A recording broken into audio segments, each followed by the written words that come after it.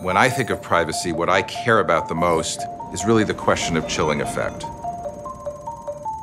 And the challenge policymakers have now, and also people who design these new systems and platforms, is to understand when those platforms are behaving in ways that encourage social interaction and when they're behaving in ways that discourage people from interacting politically, artistically, economically, that chills social interaction.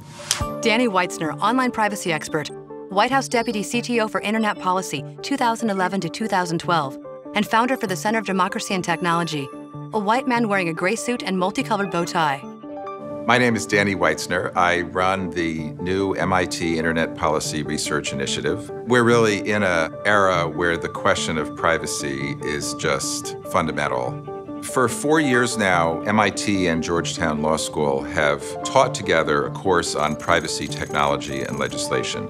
We bring together about 12 computer science students and 12 law students every year, and we present them with privacy technology challenges. That is, we say, look, there's smart city technology developing now, which is going to keep track of where people are driving, the license plates of their cars, where they park, whether they pass a mosque or a church or a synagogue every day and get out on the way to work. What should be the privacy rules associated with that new set of smart city technologies?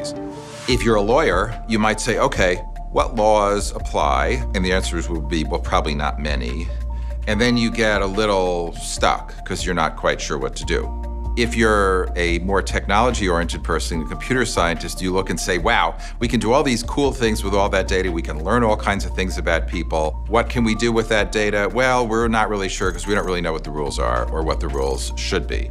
We bring together these two worlds and try to figure out a solution. So our challenge to groups of students that we get together every year is to understand the technology context really deeply so that we understand what the privacy risks are, what the privacy opportunities might be, what kinds of privacy protections could we possibly build into technology, to then actually develop a legislative proposal that could be brought to either state legislators or members of Congress. Photo of David Vladek, a white man with gray hair, wearing a gray suit and striped purple tie, standing at a podium. His credentials appear: online privacy expert, professor, Georgetown University Law Center, director of the Bureau of Consumer Protection at the FTC, 2009 through 2012. When David Vladek and I started this course, we thought we were teaching about privacy, technology, and law. What we've learned is that we're teaching students an even more essential skill: how to be a public interest technologist, someone who can think deeply about the public policy questions that are raised by technology.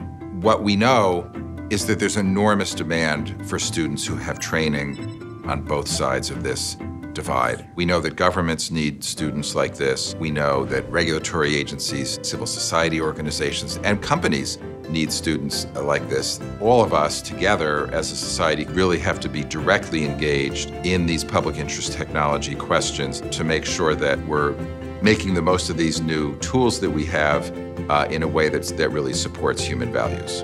This is Tech at Work for the Public. Hashtag Public Interest Tech. FordFoundation.org/tech. Ford Foundation logo, a globe made up of a series of small, varied circles. And if you like this video about public interest technology, watch the video about Joy and her incredible work on facial recognition, and you'll really understand the impact of this kind of training. Production credits appear on screen. For a full list of credits, please review the downloadable transcript.